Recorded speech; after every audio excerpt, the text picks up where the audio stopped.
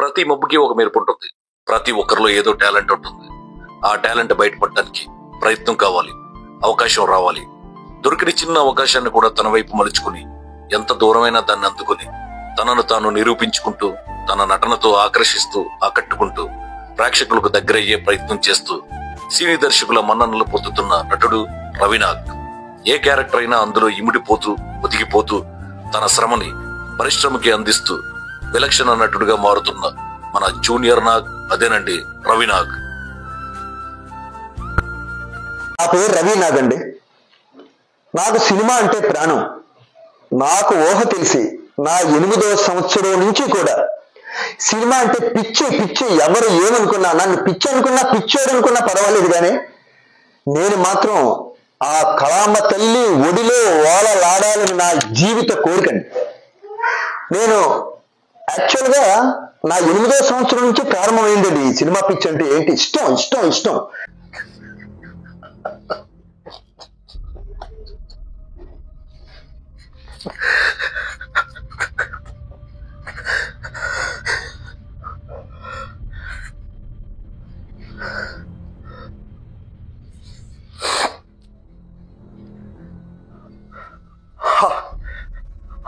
ఆ టైంలో మా అమ్మగారు ఎక్స్పైర్ అయిపోయింది. నేను ఆ బాధలు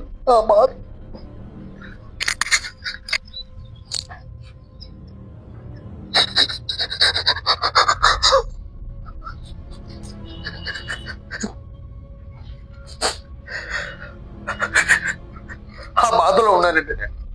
అంటే సినిమా అంటే ఎంత పిచ్చి ప్రాణం అనేది నేను మీకు చెప్పాలి. చెప్తాను. బాబు రెడీయా? Lights on, start camera.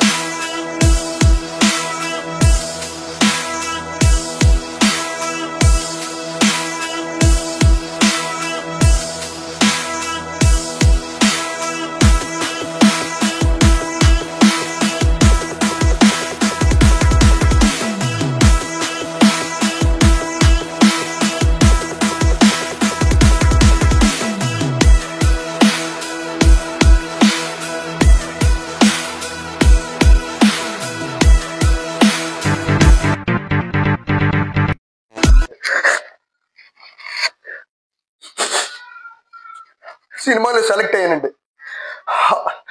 Manmadhudu స్కూఫ్కి 4 days shooting అండి. 6 scenes అండి. మొత్తం అంతా ల్యాప్టాప్లో అతని తాలూకు తీసుకొచ్చి నన్ను సేమ్ అలాగే తయారు చేసి ఆ ల్యాప్టాప్ ఆ సినిమాలో హీరోయిన్తో కాంబినేషన్, సీనియర్ నటి పూర్ణిమ హీరో మదరు ఆవిడతో కాంబినేషన్. మెట్లు దిగుతూ వస్తూ ఉంటే ఆ గొబ్బెమ్మలు తొక్కేస్తానండి. అరే ఇద్దరు ఆ గొబ్బెమ్మలు తొక్కేస్తున్న పెట్టరా అంటే మీ అబ్బాయిని ఆఫీస్ వస్తారు అప్పుడు చూసుకుంటాను. మంచి సీన్స్ అండి. 6 scenes తీసారండి. షూటింగ్ అయిపోయింది. నేను బయటికి వెళ్ళకూడదు. ఆ సమయంలో నేను బయటికి వెళ్ళకూడదండి. అమ్మ వెళ్ళిపోయిన 3 రోజులు అయిందండి. అప్పటికే ఎక్కడికి కదలకూడదు. అయినప్పటికీ కూడా మా అమ్మకి నమస్కారం పెట్టుకుని మా నాన్నగారికి నమస్కారం పెట్టుకుని అమ్మా, నేను ఆర్టిస్ట్గా ఎదగాలనుకుంటున్నాను, నేను ఎదిగితే మీకు కూడా ఆనందమే కదా అని మా అమ్మ నాన్నలకి చెప్పుకొని, నా ఏంది ఏమైనా తప్పుంటే క్షమించమని వాళ్ళిద్దరిని నమస్కారం చేసుకుంటూ అడిగి షూటింగ్కి వెళ్ళిపోయానండి. ఒక్కొక్క సీను చేయడు, వచ్చి బోరుమని బయటికి వెళ్ళి ఏడడం, కళ్ళు తుడుచుకోవడం, మళ్ళీ ఫ్రెష్ మేకప్ చేసుకోవడం, మళ్ళీ షాట్లోకి రావడం, shot ready, rolling camera action అనగానే అవన్నీ మర్చిపోతానండి. భూ ప్రపంచం ఏమైపోతానో నాకు అనవసరం. నా సీన్లోకి నేను వెళ్ళి ఆ సీన్కి న్యాయం చెయ్యాలి. అదే మూమెంట్లో అంత కష్టతరంగా అయిన సినిమా అండి ఆ ముగ్గురు. కంప్లీట్ అయిపోయిందండి. 1 వీక్ తర్వాత డైరెక్టర్ నాకు కాల్ చేశారు. రవినాథ్ గారు, మీ వాయిస్ బాగుంది, డబ్బింగ్ ఇక్కడ చాలా మంది ఉన్నారు హైదరాబాద్లో, వాళ్ళెవ్వరూ నాకు వద్దు, మీరే వచ్చి డబ్బింగ్ చెప్పాలన్నాడండి. అంతకంటే ఆనందం ఏముందండి. హ్యాపీగా హైదరాబాద్ వెళ్ళిపోయానండి డబ్బింగ్ థియేటర్కి. టక్క టక్క టక్క ఒక 2 అవర్స్లో మొత్తం 6 సీన్లు చెప్పేశానండి డబ్బింగ్. బయటకు వచ్చిన తర్వాత చంటి అనే డైరెక్టర్ గారు అడిగారు, రవినాథ్ గారు ఏంటి ఎలా ఉంది మీ వేషం? సార్ 1 crore రెమ్యునరేషన్ ఇచ్చినట్టు 10 సినిమాలు ఆఫర్లు ఒకేసారి వచ్చినట్టు ఫీల్ అవుతున్నాను సార్. వెరీ గుడ్, చాలా బాగా చేశారు, ఆల్ ది బెస్ట్, ఈ సినిమా మిమ్మల్ని ఎక్కడికో తీసుకెళ్తున్నారు. థ్యాంక్ యూ వెరీ మచ్ అండి అని. ఏమండి బాధలోంచి కొంచెం బయటకు వద్దాం. చాలా ఆనందంగా వచ్చానండి ఇంటికి. ఒక మంచి సినిమాలో 6 సీన్లు ఫస్ట్ టైం నేను చేయడం అయిపోయిందండి. 1.5 month తర్వాత సినిమా రిలీజ్ అండి. ఏమండి నా ఆనందానికి అవధులు ఉంటాయా? మా ఫ్యామిలీ, నా వైఫ్ కానీ నా పిల్లలు కానీ సినిమా మనిషి ఇతను అని చెప్పి నాకు ఫుల్ సపోర్ట్ అండి. నేను ఇది ఘంటాపదంగా చెప్తాను. శ్రీకన్యల థియేటర్ రిలీజ్ అయింది. నేను నా ఫ్రెండ్స్ని 15 మందిని తీసుకెళ్ళానండి.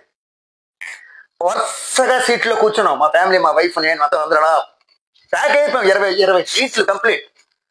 చూస్తున్నామండి టైటిల్స్లో రవినాథ్ అనుకున్నాను. అలా చూస్తున్నానండి. ఇంటర్వెల్ అయిపోయింది.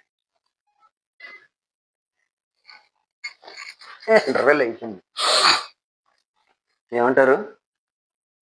నా సీన్ రాలేదు. మా ఫ్రెండ్స్ అందరూ అంటున్నారు, ఎవరో ఏట్రా ఇంటర్వెల్ అయిపోయింది ఏంటి నీకు ఇంకా రాలేదు? సినిమా అలాంటప్పటికి మనం సంపాదించుకున్నాం కదా, ఇంటర్వెల్ లోపున మిరాకిల్ సాఫ్ట్వేర్కి సంబంధించిన షూటింగ్ అంతా అయిపోతుంది సినిమాలో. నా సీన్స్ రావట్లే. అప్పుడే నా గుండెల్లో బాంబ్ పేలుతుంది. ఇంటర్వెల్లో అంటున్నారు, అరే ఇంటర్వెల్ తర్వాత వస్తుందే మరి నీ వేషం అని. వాళ్ళకి ఏం సమాధానం చెప్తాను నేను? వస్తుందని చెప్తానా, రాదని చెప్తానా? నాకు కావాల్సిన ఆర్టిస్టులు, నాకు కావాల్సిన వైజాగ్లో 1-2 డైరెక్టర్స్ కూడా వచ్చారు సినిమాకి, నన్ను గురించి, నన్ను చూడడం గురించి. నాకైతే సీను 80% అర్థమైపోయింది, 20% చిన్న ఆశ ఒక్క సీన్ అన్న ఉంటుందని. ఓకే, ఇంటర్వెల్ అయింది, స్టార్ట్ చేశాడు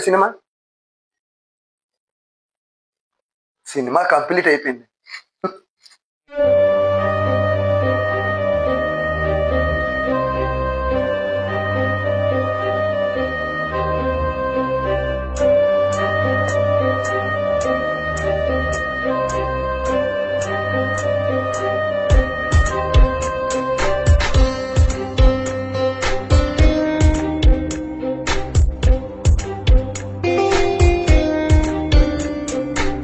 ఎన్నో బాధలు ఉన్నాయని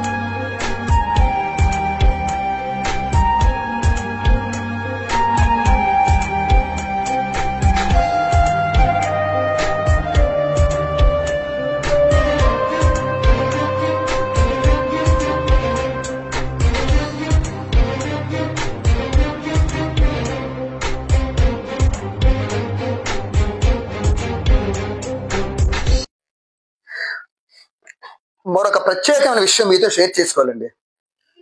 నాకు 2000 సంవత్సరం నుంచి ఒక మంచి టైటిల్ ఇచ్చారండి. జూనియర్ నాగార్జున అనే టైటిల్ నాకు ఇచ్చారు. ఒక చిన్న పాప ఒక ఫంక్షన్కి వెళ్ళినప్పుడు అన్నదే ఆహా అనుకుని ఊరుకున్నాను. తర్వాత ఉదయ్ భాను గారు ఉన్నారు కదా, anchor come artist Uday Bhanu గారు అన్నారు మీరు నాగార్జునలాగా ఉన్నారని. అది వెరీ హ్యాపీ అండి అనుకున్నాను. అప్పుడు అనుకున్నాను ఆహా ఎక్కడ ఎవరికి ఏదో ఫేస్లో కనబడుతుందో ఏదో అనుకున్నాను. Okay happy. ఆ క్రేజ్ నన్ను చాలా సినిమాలకి తీసుకెళ్ళిందండి. ఈ సందర్భంగా నాగార్జున గారు కూడా నేను ఈ సందర్భంగా నేను hats off thank you very much అని చెప్తాను నేను ఆయనకి. అతను ఒక క్రేజ్ తెచ్చుకొని ఆ క్రేజ్ ఆ ప్రభావం నా మీద పడడం ఐఎమ్ వెరీ హ్యాపీ అండి. సో మరొక విషయం అండి, నేను ఇమిటేషన్ చేస్తాను స్టేజ్ల వరకే. ఏదన్నా ఒక సినిమా అవకాశం నాకు వస్తే నా ఓన్ నేను చేస్తానండి, ఏ క్యారెక్టర్ అయినా సరే. ఇమిటేషన్ కనబడనివ్వను. కానీ మీకోసం ఒక్క డైలాగ్ చెప్తాను. హే తెలుగోడు కూర్చుంటే తెలియకుండా నిల్చున్నావు చూడు, అదేరా తెలుగోడి పవర్. చూడు ఎక్కువ మాట్లాడినా పాయింట్కి వస్తాను. ఈ ప్లేస్ నాకు వదిలి నువ్వు వెళ్ళవు, ఈ ప్లేస్ నీకు వదిలి నేను వెళ్ళను. బీఆర్ అంటున్నావు, బీఆర్ పవర్ అంటే నువ్వు చూపించు, తెలుగోడు పవర్ అంటే నేను చూపిస్తాను. దమ్ముందరా? రెడీనా?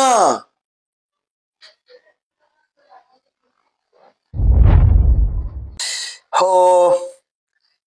నెక్స్ట్ బొట్ట నాగేశ్వరరావు గారని మా బావ. నేను బావ అంటుంటానండి. అతని కొడుకు హీరోగా ఒక మూవీ స్టార్ట్ చేశారు. దాని పేరు జగడం. దానికి డైరెక్టర్ గారు రమేష్ పోతిన గారని హర్రర్ లవ్ స్టోరీ అని చెప్పి థియేటర్ రిలీజ్ సినిమా చేశారండి ఆయన. తర్వాత 1-2 సినిమాలు చేద్దామని అటెంప్ట్ చేస్తున్నారు. నెక్స్ట్ మళ్ళీ పెద్ద సినిమా చేయబోతున్నారు. ట్రైలర్ వచ్చిందండి. జస్ట్ ట్రైలరు ఒక జాలార్ క్యారెక్టర్ అన్నారండి నాది. సరే ఓకేనండి, ఎందుకంటే రమేష్ పోతిన ఒక మంచి విజన్ ఉన్న director, at the same time intelligent. కొంతమంది దగ్గర పనిచేయడానికి ఒక ఇంట్రెస్ట్ పడుతుందండి. ఆ ఇంట్రెస్ట్ నెక్స్ట్ పుడుతుంది అంటే ఎవరు అంటే డైరెక్టర్ రమేష్ పోతిన్ గారు. అతను కట్ చేసిన బిట్ ఉందండి, అన్నమంతా పట్టి చూడక్కర్లేదండి ఇలాగ మొత్తం ఉడికిందా లేదని. జస్ట్ ఒక్క మెతుకు తీసి ఎలాగంటే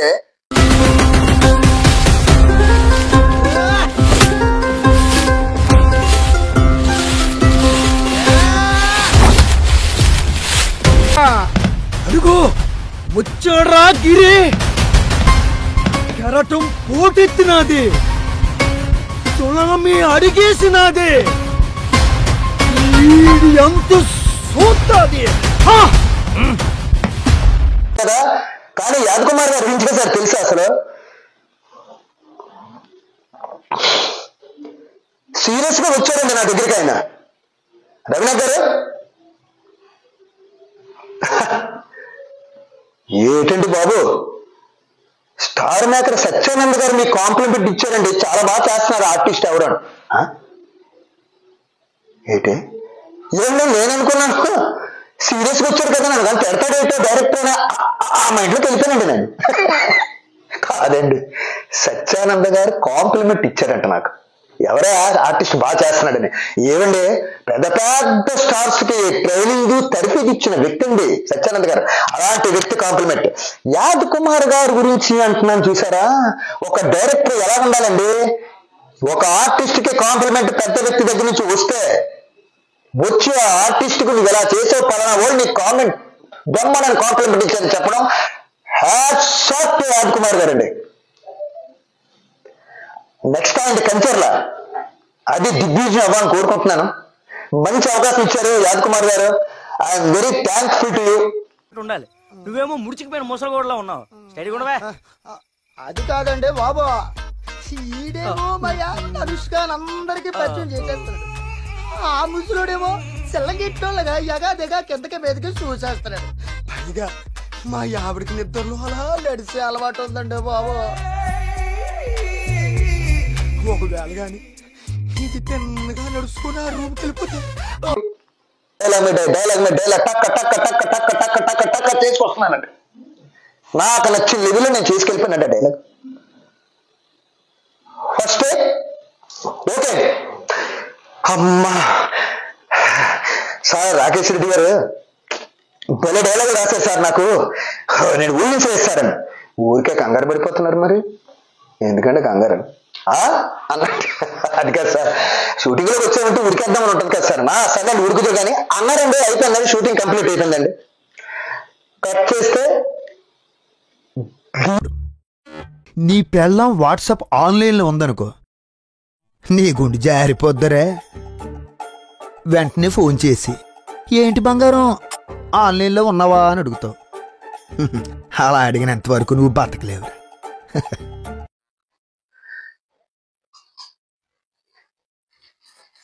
బెడ్ లైట్ వెలిగిందో డేంజర్. ఏమండే నేనేదో వార్నింగ్ ఇస్తున్నాను అనుకోకండి. ఇది ఒక సినిమా టైటిల్, దీనికి 24 క్రాఫ్ట్స్. జామి ప్రసాద్ గారని ఒక డైరెక్టర్ ఉన్నారండి, ఆయన చేశారు. సో అందులో కూడా నాకు 5 to 6 సీన్స్ క్యారెక్టర్ అండి. అది పార్ట్ 1 పార్ట్ 2గా release. First already part 1 release అయిపోయిందండి, పార్ట్ 2 రిలీజ్కి రెడీగా ఉంది. ఈ సందర్భంగా అందులో అవకాశం ఇచ్చిన జామ్ ప్రసాద్ గారు కూడా ఈ సందర్భంగా నేను థ్యాంక్స్ చెప్తున్నాను. సో నెక్స్ట్ ఒక షార్ట్ ఫిల్మ్లో సరోజ్ గారని ఆయన ఒక స్కూల్ టీచర్ అండి. ఆ రోజుల్లో నాకు ఒక షార్ట్ ఫిల్మ్లో అవకాశం ఇచ్చారు. అందులోని నాకు కూతురు క్యారెక్టర్ చేసిందండి యామిని అని. ఆ యామిని గారు ఈరోజు ఈటీవీ సీరియల్స్లో ఆరాడజన్ సీరియల్స్లో మెయిన్ క్యారెక్టర్స్ చేస్తున్నారండి. నేను ఎంత హ్యాపీ ఫీల్ అవుతుంటాను తెలుసండి. నా పక్కన షార్ట్ ఫిల్మ్లో చేసిన ఆర్టిస్టు ఈరోజు మంచి మంచి సీరియల్ చేస్తున్నారు తను. I'm very happy. ఏమండే ఇంకో విషయం తెలుసా మీకు, నా పక్కన చేసిన నా హీరోయిన్స్ కానీ నా కో ఆర్టిస్ట్ లేడీస్ ప్రతి ఒక్కరికి ఈరోజు మంచి మంచి అవకాశాలతో ఉన్నారు. ఒక చిన్న సెంటిమెంట్ చెప్తాను మీకు. సినిమా ఇండస్ట్రీలో చంద్రమోహన్ పక్కన ఎవరు యాక్ట్ చేసినా వాళ్ళు మంచి రేంజ్లో ఉంటున్నారని చెప్పి ఒక నానుడు ఉండేది ఒకప్పుడు. నాది అదే స్టేజ్ అండి. నా పక్కన ఎవరు యాక్ట్ చేసినా అందరికీ సీరియల్స్లో సినిమాలో అవకాశాలు వస్తున్నాయి. ఈ సందర్భాన్ని నేను చాలా చాలా ఆనందంగా మీకు నేను చెప్తున్నానండి. ఎవరికైనా అవకాశం రావాలి. నా పక్క తోటి ఆర్టిస్టులకు అవకాశం వస్తే ఆనందపడే వాళ్ళు నేను ఫస్ట్ ఉంటానండి. నేను చేసిన సాంగ్ అండి నాగేశ్వరరావు గారు పాదాల దగ్గర చేశానండి. అక్కడికి వచ్చిన దిగ్గజాలు అక్కినేని నాగేశ్వరరావు గారు, యార్లగడ్డ లక్ష్మీప్రసాద్ గారు, పొన్నాడు మోహన్ రావు గారు, కోకోకోలా మూర్తి గారు, అంత దిగ్గజాలు కూర్చున్నప్పుడు వాళ్ళ నాకు ప్లేస్ ఇంతే ఉందండి. అదే ప్లేస్ లో చేసుకెళ్ళాను. నేను పుట్టాను ఈ లోకం మెచ్చింది, నేను ఏడ్చాను ఈ లోకం నవ్వింది, నేను నవ్వాను ఈ లోకం ఏడ్చింది, నాకింకా లోకంతో పని ఏముంది, డోంట్ కేర్. సాంగ్ అంతా కంప్లీట్ అయిపోయిందండి. నేను చేస్తున్నంత సేపు కూడా ఆ నాగేశ్వరరావు గారు నా పక్కే అలా ప్లాన్ చేస్తున్నారండి చూపు. అది నాకు తెలియలేదు, తర్వాత సీడీ చూసుకుంటే తెలిసింది. నేను ఈ మందు బాటలు తీసి తాగుతున్నప్పుడు ఒక్కొక్కల మూర్తి గారు నాగేశ్వరరావు గారితో చెప్పడం ఇదంతా కూడా వీడియోలో ఉందండి. I'm very very very very happy. Song complete అయిపోయిందండి. చప్పట్లు దగ్గ దగ్గ దగ్గ ఆడిటోరియం అదిరిపోయిందండి. నాగేశ్వరరావు గారికి ఫైనల్గా వెళ్ళిపోతున్నారు. అతనికి మైక్ ఇచ్చారు మాట్లాడడానికి. అతను మైక్ తీసుకున్నారు. మీరందరూ కూడా ఎంతో ఆనందించారు ఈ పాట చూసి, మీతో పాటు నేను కూడా ఆనందించాను. ఆ రోజుల్లో నేను ఎన్ని టేకుంటున్నారో నాకే తెలియదు. ఈ పాటలు ఆయన ఎవరో ఒకే స్పెల్లో తీసుకెళ్ళారు. వెరీ హ్యాపీ అని అతను అనగానే నా కాళ్ళు చేతులు ఉడికేసి వెనకాతల ఉన్నానండి. ద గ్రేట్ నట సామ్రాట్ అక్కినేని నాగేశ్వరరావు గారు లాంటి వాళ్ళు రవినాథుని గుర్తించి మాట్లాడడం అనేది నా జన్మ ధన్యమైపోయిందండి. అతని చేతుల మీదుగా షీల్డ్ ఎలాగ అందుకున్నానండి. నాకు ఇచ్చేసి ఈటీవీ సింగర్ నలుగురికి ఇచ్చేసి వెంటనే ఆయన వెళ్ళిపోయారండి. అదొక పెద్ద అచీవ్మెంట్ నా లైఫ్లో. ఈ అవకాశం నాకు రావడానికి కారణం గంటి మురళి గారు, సన్మూర్తి గారు. మరొక వ్యక్తి గురించి చెప్పాలండి. మా రిలేషన్లో ఎవరో నాకు సపోర్ట్ చేశారో ఎవరు లేదో అది పక్కన పెడితే భారతీ బాబు అని నాకు బావ అవుతాడండి. నేను వాడు అంటాను, ఎందుకంటే వాడికి నాకున్న ఇంటిమేసీ అలాంటిది. ఆ, వాడు వాడు చిన్నప్పటి నుంచి ఎన్నో స్ట్రగుల్స్ ఫేస్ చేశాడు. ఏదో రకంగా హైదరాబాద్ వెళ్ళి నిలదొక్కున్నాడండి. ఒక డబ్బింగ్ డబ్బింగ్ ఆర్టిస్ట్గా, ఒక లిరిక్ రైటర్గా వేటూరు గారి శిష్యుడు అనిపించుకున్నాడండి. అది చాలా గొప్ప విషయం కదా. 2000 పాటలకు పైగా వాడు రాశాడు. స్టెల్లా కాలేజ్ లైలా అనే ఒక హిట్, నేలమ్మ నేలమ్మ నేలమ్మ అది ఒక హిట్. ఈ రెండు ఒక హిట్, ఒక వెర్షన్ అయితే, పుల్లని పుల్లట్టు పంటి కంటగానే జవసచ్చిన జన్మకే జీవమొచ్చెరా, ఏసేటి అట్ల మీద యావ పుట్టగానే ఏసీలో అట్లు మీద ఎగట పుట్టెరా అని మహేష్ బాబు, ఆర్తి అగర్వాల్ నటించిన సినిమా బాబీ, అందులో పాట రాశాడండి. ఇది చంద్రబోస్కి వీళ్ళందరికీ కూడా చాలా ప్రియమైన వాడు మా బావ భారతి బాబు. న్యాయ సేవాధికారి సంస్థ అనే ఒక యాడ్లో నాకు అవకాశం ఇచ్చాడండి. ఇంత క్రితం నేను ఉరి తెగిపోయిన ఒక 2 సినిమాలు చేశాను. ఆ రెండిట్లో కూడా అవకాశం రావడానికి వాడే కారణం. నెక్స్ట్ ఇంకా మంచి మంచి అవకాశాలు నీకు ఇస్తాను బావా అని నాకు మాట ఇచ్చిన వ్యక్తి. ఈ సందర్భంగా థ్యాంక్ యూ రా బావా భారతి బాబు. హ్యాపీగా ట్రైన్ ఎక్కిపోయానండి. మంచి జోష్లో ఉన్నాను. ఓ పొద్దునకి దిగుతానా, షూటింగ్లోకి వెళ్తాను, గుర్రం గుర్రం లారీ చూసరా ఇంట్రెస్ట్ అలా వెళ్తున్నా. బట్టి ట్రైన్ ఎక్కిపోయాను. ఇక ట్రైన్ వెళ్తుంది. మంచి నైట్కి ఒక టిఫిన్, ఓ పెప్సీ కొనుక్కొని కూర్చుని హాయిగా ఫ్రెష్గా వెళ్తాం మార్నింగ్కి. అలా వెళ్తుందండి. ఇంకా తుని ఒక హాఫ్ అన్ అవర్లో వస్తుంది. ఆ పక్క వాళ్ళు అడుగుతున్నారు నన్ను, సార్ మీరు ఆర్టిస్ట్ లాగా ఉన్నారు, అది నా చేస్తున్నానండి, షూటింగ్కి వెళ్తున్నానండి ఇప్పుడు నేను. ఏ షూటింగ్ సార్? అరకు రోడ్లో. Oh super super great sir, nice meeting you అని చెప్పి నాకు సెకండ్లు ఇవ్వడం ట్రైన్లో జరిగింది. ఇవన్నీ జరుగుతూ ఉంటాయి. I'm very happy. కరెక్ట్గా తుని ఇంకా 10 నిమిషాలు వస్తుందండి. Co director, assistant director phone చేశారు, సార్ రవినాథ్ గారు బయలుదేరిపోయాను. బయలుదేరిపోయాను సార్, రేపు మార్నింగ్ నేను అక్కడ రాగానే మీకు కాల్ చేస్తాను సార్. నేను ఎమోషన్ అయిపోతున్నాను. సార్ కొంచెం ఏమనుకోద్దు, హీరో గారి డేట్లు ప్రాబ్లం వచ్చింది. హీరో గారి పూరి జగన్నాథ్ గారు తమ్ముడండి, సాయిరామ్ శంకర్ హీరో అందులో. ఇదేంటండి, ఏంటో ఒకసారి మా డైరెక్టర్ గారు ఉంటే ఫోన్ ఇస్తారండి. ఇగోనండి ఒకసారి మీతో మాట్లాడతారు. హలో వాసుదేవ్ గారు, ఏంటంటే పరిస్థితి? ఏం లేదు, ఎంతవరకు వచ్చారు అని. ఏముందండి, మన ఒక 10 నిమిషాల్లో తుని వస్తుందండి అని. ఏమనుకోకండి, తునిలో దిగిపోంటాను. తునిలో దిగిపోలా? తునిలో దిగిపోవడం ఏంటండి అని అంటే, మరి హీరో గారి డేట్లు ప్రాబ్లం వచ్చింది, సో మీరు ఏమనుకోద్దు ప్లీజ్ అని పాపం చాలా ఇదయ్యాడు ఆయన. ఏం చేస్తానండి, తునిలో దిగిపోయి రాత్రి 12, 12:30, 1 గంటకి ఇంటికి వచ్చానండి. స్టేషన్లో దిగిపోయాను. ఆటో